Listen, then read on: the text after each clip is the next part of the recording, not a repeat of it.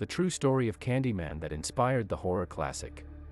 The vengeful ghost of a murdered slave named Daniel Robitaille, Candyman may be fictitious, but one real murder did help inspire the classic film's horrors. Be my victim. With these words, an icon of horror was born in 1992's Candyman. The vengeful spirit of a black artist lynched for having an illicit affair with a white woman, the titular killer begins terrorizing Helen Lyle, a graduate student researching the Candyman legend, which she's sure is a myth. However, he quickly proves to be all too real. And when he's summoned after his name is said into a mirror, he kills his victims with his rusty hook hand. Throughout the course of the movie, Lyle uncovers the true story of Candyman while encountering the more terrifying everyday realities of poverty, police indifference, and drugs that plagued the lives of black Chicagoans and had been for decades. Since his film debut, Candyman has become a real-life urban legend. The character's chilling demeanor and tragic backstory have resonated with generations of horror fans, leaving a lasting legacy that keeps viewers asking, is Candyman real? From a history of racial terror in America to one Chicago woman's disturbing murder, the true story of Candyman is even more tragic and frightening than the movie itself. Though the events of Candyman may seem like they could never happen in real life, one story suggests otherwise: the tragic murder of Ruthie Mae McCoy, a lonely, mentally ill resident of the ABLA homes on Chicago's South Side. On the night of April 22, 1987, a terrified Ruthie called 911 to request help from the police.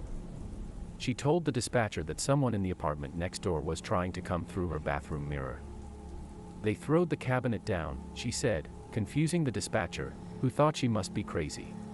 What the dispatcher didn't know is that McCoy was right.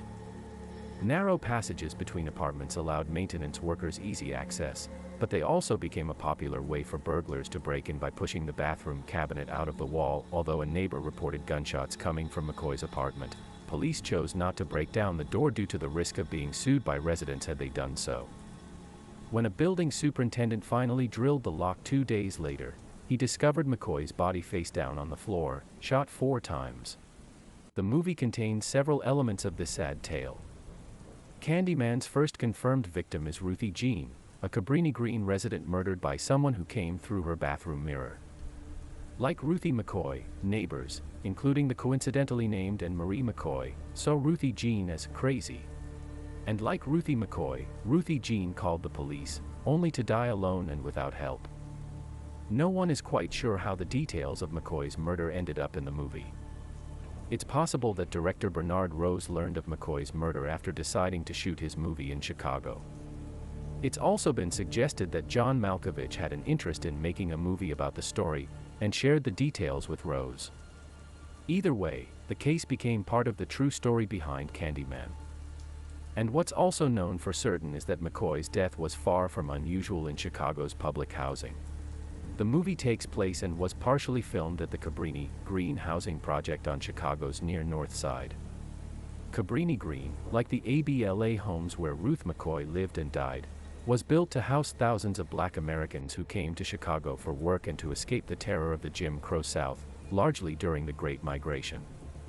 The modern apartments featured gas stoves, indoor plumbing and bathrooms, hot water, and climate control to offer comfort to residents through the brutal cold of Lake Michigan winters.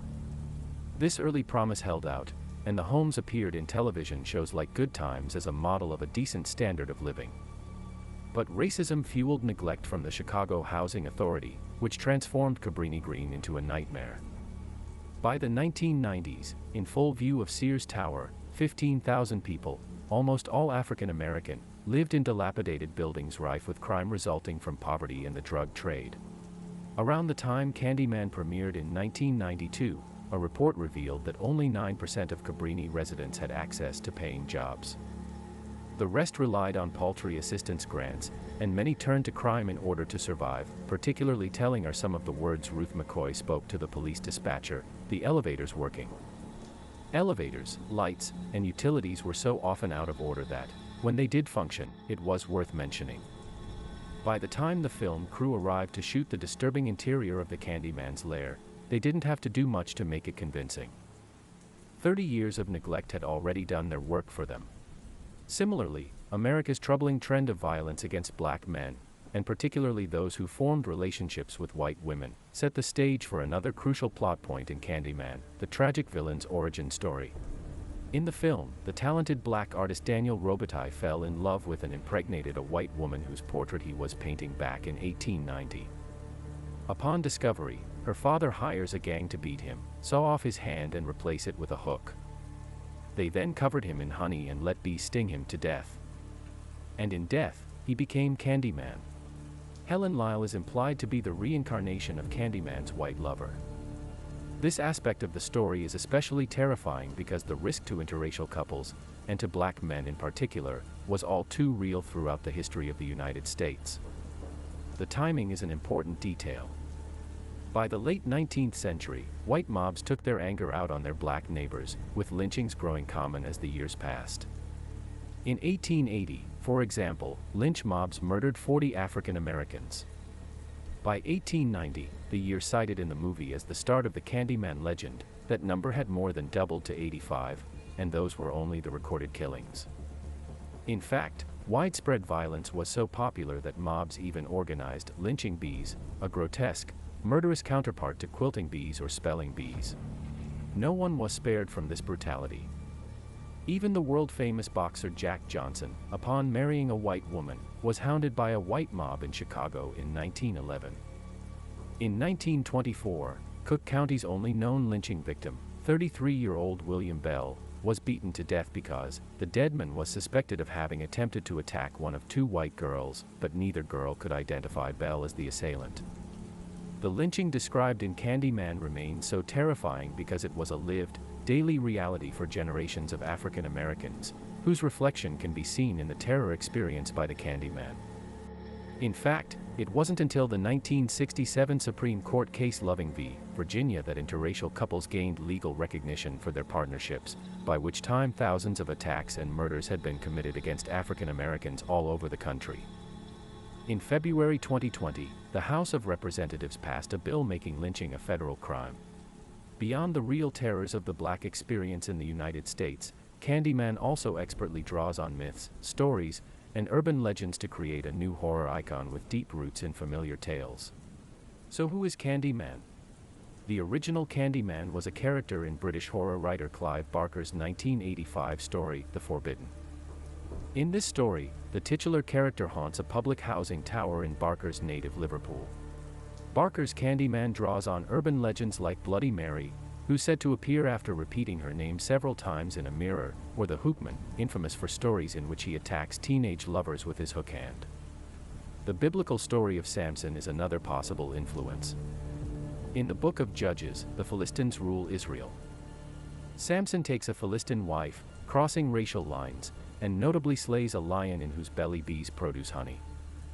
This influence can be seen in Candyman's swarms of bees and the references to sweetness throughout the film. What sets Candyman apart from other horror icons is that, unlike Jason Voorhees or Leatherface, he only ever kills one person on screen. He has much more in common with tragic avenging anti-heroes than he does with the monstrous image associated with him. So was there an actual, real-life Candyman? Is there a legend in Chicago about the ghost of a vengeful artist wrongfully killed? Well, no. The truth is that there is no single origin to the story of Candyman, except perhaps in the mind of Tony Todd. Todd worked out Candyman's painful human backstory in rehearsals with Virginia Madsen. In truth, the character draws on genuine historical violence, myths, and stories like those of McCoy and countless others to reveal the pain experienced by millions and the fears they inspire. Todd made creative use of his knowledge of history and racial injustice to give life to Barker's character. His improvisations impressed Rose so much that the original version he had written was scrapped, and the fateful, furious ghost we now know was born. Whether or not Candyman drew on Ruthie Mae McCoy's murder directly for inspiration, or whether it was simply a coincidental case of local research adding realism to the movie, is impossible to say. What is known is that her tragic death was one of many like it, caused by neglect and ignorance as much as aggression or criminality. Perhaps the scariest thing about Candyman isn't his potential for violence and terror, but his ability to force audiences to think about the people like McCoy who were being demonized in the Cabrini Green homes, and the very real terror Black Americans have faced throughout history. In the end, The true story of Candyman is about much more than a hook-wielding monster. Thank you again for joining us for another video. If you liked the video, please like, subscribe and comment down below and let us know what you would like to hear in the near future. See you all again soon.